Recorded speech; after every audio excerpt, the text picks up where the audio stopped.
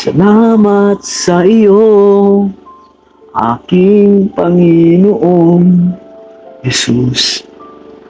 Ako'y inibig mo at inangking lubos. Ang tanging alay ko sa'yo, aking Ama. Ang buong buhay ko, puso at kaluluwa, di na makayanang maipagkaloob, mamaling hiyas.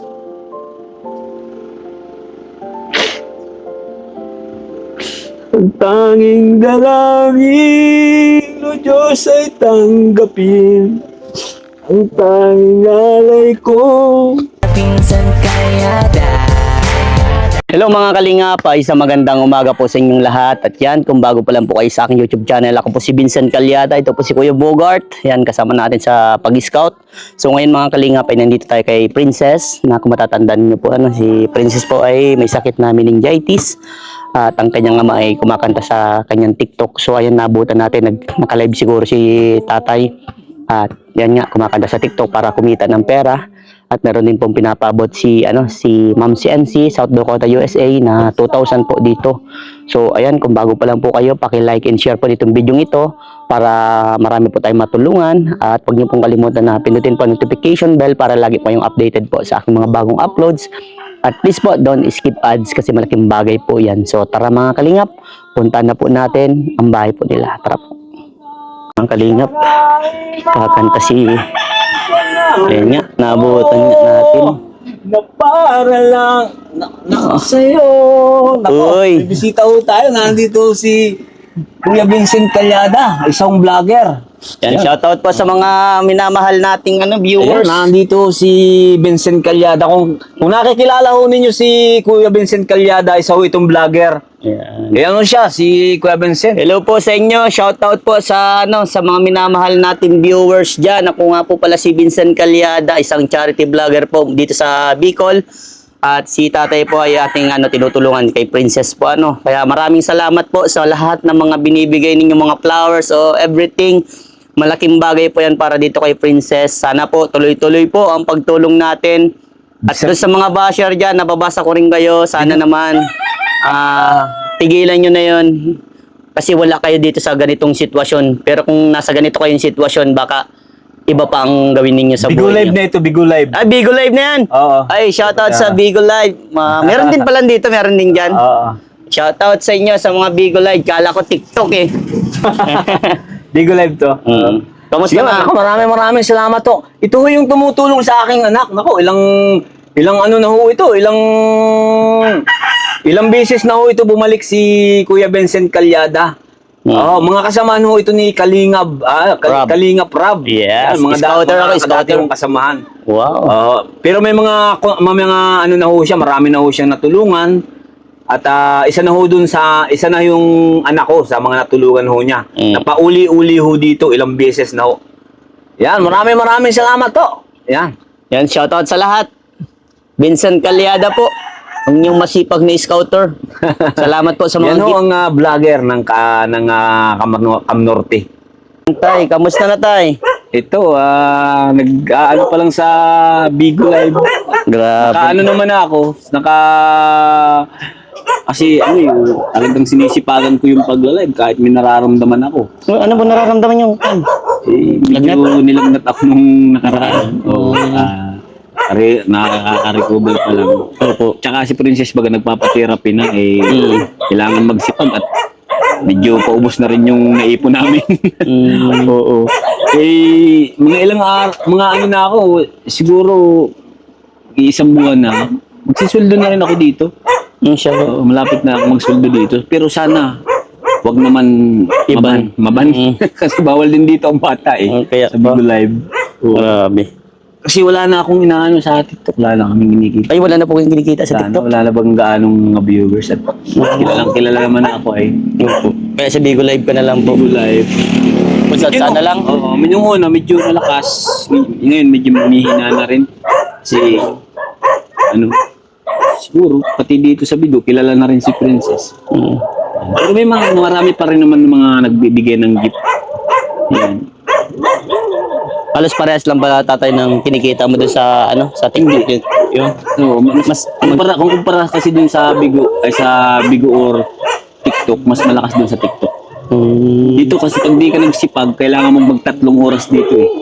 Hindi naman kailangan na isama ko si Princess ng ganung katagal. Opo. Dapat mga 1 oras lang. Kasi pag 3 oras, kawawa naman yung anak ko. Mm. Hindi naman pwedeng ganun katagal. Opo. Kaya naglalib ako lagi. Mm. Sino yung kasama mo kuya? Si Kuya Bogart po, isa din sa tinutulungan ko. Oo, kaya pala salamat naman kayo na karating na naman dito kay Princess. Walang naman tay. Sobrang layo lang talaga. Malayo. Grabe init. Ang init pating grabe. Oo. Grabe talaga. Pero okay lang naman at least mapuntahan ko si Princess, makamusta ko naman kayo. Buti ayos-ayos naman at nagagawa mo parang tatay para kumita ng pera. Talagang tsaka lang talagang kailangan sakripisyo. Pero baliwala sa amin yung sakripisyo at pagod, walang problema yun. Basta yung anak namin, maipagamot namin. Opo. Para kay Princess, no? Kaya nga minsan nananawagan ako sa sa mga tao na baka pwede nilang matulungan si Princess. Opo. Kahit na bawal na ganun. Bawal kasi humingi ng tulong eh. Bawal. Minsan binabanggit ko na nahihingi na ako ng tulong. Bakit nang bawal po maghingi ng tulong? Bawal yun sa Sa TikTok, gano'n? Nasa rules yun eh. Ah. Lalo na yung GCash, bawal magbanggit ng number, bawal yun. Ban ka kaagad pag nag-number ka na, banggit ka ng number. Ban agad. Wala na yung TikTok mo, di mo na makikita. Siya po. Katulad nung isang araw, naban na naman ako. Siya po. Grabe yung pita, no? Grabe ng account ko. Yung account kong TikTok na yun, bago na naman yan. Siya po. Kaya pinagsasabay ko siya. Ko siya. Nagla-live ako ngayon sa Bigo. Tapos nagla-live din ako sa TikTok. Yan. Pinag-aano ko yan. Kaso lang talagang parang mabigay, di kaya na. Malabo na ang paningin ko. Ay, siya po. Hindi ko na nga makita pag ginaganyan kong cellphone. Dapat kailangan medyo malayo. Pero parang malabo pa rin. Opo. Hindi nahihilo na ako. Medyo nahihilo na. Si Princess man po, di man po nilagnat. Kasi di ba, nag-uso ang lagnat. At saka papacheck up lang namin nung nakaraan. So, mga 4 na araw na. Opo. Silip gawa ng panahon, sipon. Walang init tayo. Halak. Opo. Papacheck up naman. Pero ayos naman. Ayos naman. Galing naman. Medyo naganda-ganda pa ang pangangatawan pati ni Princess. Ano po? Pati yung tatay, naganda-ganda rin. Oo, nagwapo. Gawa nung kasi hindi na ako nakakakain. Na lang ako, nag-bear-brand na lang. Bear-brand na Ba't di ka adult nakain? baga. Ba't di ka pa Hindi na kaya ng tiyan ko. paano po yan? Gawa nung sakit ko nga. Yung bloated. Oo. Bloated ako lagi. Tsaka yung anxiety, depression lang. So, Hindi ka po nakakakain.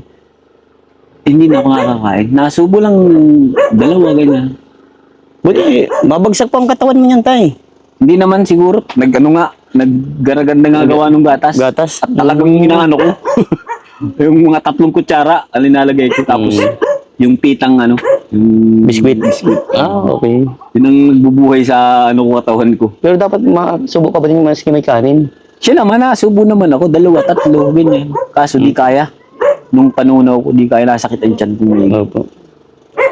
So, ayan, tay. Ano naman si Kuya Vincent? Nandito si Kuya Vincent, Princess. Pinalo na naman ikaw. Yeah. Alam mo ba, tay?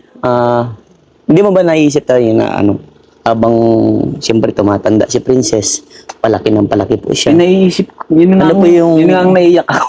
Ano po yung gagawin mong pamparaan para sa anak niya po? Kung ano man yung dumating na mga... Kasi yung panahon na makakapagsabi niyan eh. Kung ano man yung... basta ina-advance ko na kasi ina-advance ko na yung mga mangyayari kasi hindi naman baga habang buhay na katulad ko may sakit ako. Hindi ko alam kung hanggang kailan lang ako. Opo. Kaya lahat ng paraan ginagawa ko na para makaipon kami na kung sakaling mawala ako, Opo. at least may ipon. Opo. Na may dito sa anak ko. Opo. Kumbaga kung may iiwan. Yan man lang kasi ang hiling ko sa Diyos. Sa Diyos lagi talaga. ang hinihiling ko lang talaga na makaupo lang si Princess, yung makakain, Opo. yung makayanan niya lang pag nagdalaga siya na yung may isip siya na kilala niya yung tao, Opo. na kung masama o mabuting tao. Opo. Kasi pagka ganito lang, babae baga, Opo. hindi mo pwedeng ipagkatiwala sa mga hindi mo kakilala, Opo. kahit sa pamilya mo nga Iba na kasi ang panahon ngayon. Opo. Kasi dalaga ito, pag nagdalaga ito. Mm. Yun ang iniisip ko. Kaya minsan naiiyak nga ako dahil sabi ko, paano Lord pag nawala ako? Opo. Sabi ko, ikaw na bahala sa kanya kung ano man ang mangyari sa akin, kung mawala man ako dito sa mundo, ikaw na yung mag-aano. Alam ko naman na di mo pababayaan ka ako dahil Diyos ka Opo. Diyos ka. Pero sana bago ako mawala, sana makaupo man lang, makakain man lang. Kasi gusto ko matanggal na ito, gusto ko makakain. Hirap pa siya pag pinapadidi na Hirap pa ba? nasuka talaga. Yung nasuka? Nilalabas niya. Hindi marunong maglunok. Mm. Grabe. Mahirap pero talagang walang magagawa. Anak ko kailangan talagang Gagawin mo lahat para sa anak. Nagising pa lang ito. Nagising pa lang. Oo. Pag mamadaling araw nga, gising. Hinatulog ng alas 6. Opo. Tapos nagising ng tanghali. Ito ibang ng utak ng baby. Mait na to sa sa July 20. Ma-8 na siya sa July 20. July 20. Wow, ma-8 na si Princess. Medyo malambot-lambot na siya kasi nagtitherapy na siya lagi. MWF. Yung therapy niya. At saka yung likod niya parang nawala-wala na yung pagka-letter C ay letter S. Mm. Kasi yung spinal cord niya nag-letter S yan Gawa ng pagkukumbulsyon. Magaling yung nag-handle dito na magaling yung nag-therapist dito, magaling. Nako, Grabing pagsubok. Kuya Vincent. Tiga-tiyaga lang tayo, Minsan nga naawa na ako sa pagka sinasama ko sa kasi ang daming ng basher. Tulad kahapon, sinabihan na naman to na kailan ba mamamatayan? Siya po, grabe Sinabihan na naman. Buhay pa yan hanggang ngayon, ginaganyan. Minsan, Bakit kaya mga ganun tao, nakakapagsalita ng masasakit, po? minsan hindi ko naman na talaga nakakaya yung mga sinasabi nila. Pero, pinapabayaan ko na lang. Opo.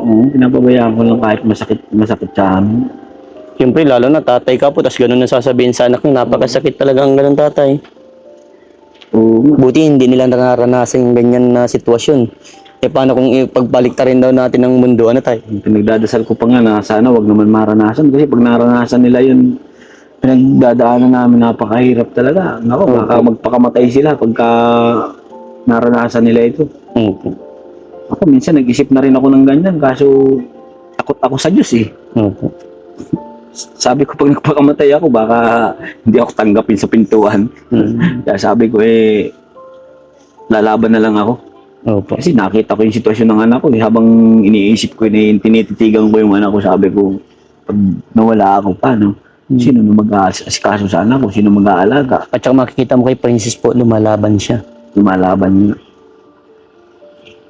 Kaya malay mo sa ibang araw, maging okay si Prince, bigla makita mo naglalakad na siya, ikaw na yung inaasikaso, di ba? Yun yung hinihintay ko na siya, yung sana maghimala na minsan baka tulog kami bigla na lang magsalita, Papa.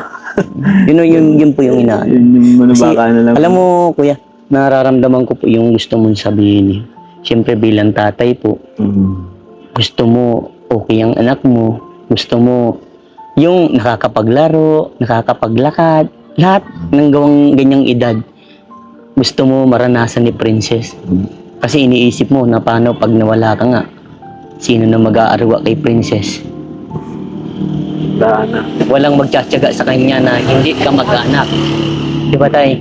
Maliit pa naman yung kapatid niya. Opo. Kaya may mga bagay talaga sa mundo na Grabing pagsubok pero dapat kayanin. Diba tay? Pinakaya naman namin. Kasi pag minsan nga talagang nakakaiyak pagka lalo na pagka wala nakakaiyak talaga ang buhay pagka ganito. Opo. Lalo pagka yung paubos ng gatas talaga. Opo. Ang hirap na isip. Opo. Kaya pag nagla-live ako, sabi ko, Diyos ko po, Lord, nag-iiyak na nga ako, sabi ko, tulungan niyo naman po ako, yung anak ko, kapag wala nang gatas, hirap na ho talaga kami sa buhay dahil sa hirap ng sitwasyon namin, Opo. hindi naman ako makapagtrabaho Opo. dahil yung sakit ko nga, Opo. nahihirapan ako sa sakit ko. Opo. Kahit gusto ko na nga sumuko, gumagawa pa rin ako ng paraan. Kahit nahihirapan ako sa pagla-live, Opo. wala akong magagawa, kundi lumaban talaga habang may may lakas ako, lalaban ako. Opo. Kahit hindi man ako nagpapadoktor, Opo. lalaban pa rin ako para sa anak ko. Tama. Buhay lang ang kapalit talaga. Mas gustuhin ko pang mawala, gumaling lang yung anak ko. Kahit sino naman siguro pang tatay para sa anak. Para ano? Ganun po yan tay. Nararamdaman ko po ang gusto mo pong sabihin. Ganyan talaga po ang magulang. Sasakripisyo ang buhay para lang sa anak. Naiyak si tatay. Sobra tatay bang mahal na mahal mo ang anak niyo po? Higit pa sa buhay ko, higit pa sa lahat. Napakasarap pakinggan. Hindi ko kailangan ng kung ano mang bagay sa mundong ito, basta yung anak ko gumaling lang. Tama po. Tay, pwede mo ba akong handukan tayo ng kanta? At sa mga viewers natin. At na-miss ko tatay yung kanta mo. Yung ano na lang, kanta na lang siguro lang sa taas. Sige. Salamat sa iyo, aking Panginoon Jesus. Ako'y inibig mo at inangking lubos. Ang tanging alay ko sa'yo, aking Ama. Ang buong buhay ko, puso at kaluluwa, di na makayanang maipagkaloob, mamaling hiyas.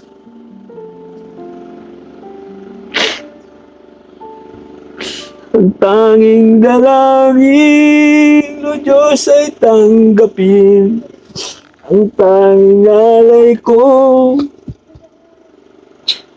Ito siguro. Grabe, naiyak ka dun tay. Hirap talaga. Tagal ko na nagtaano. Sana gumaling man lang yung anak ko kahit kunti.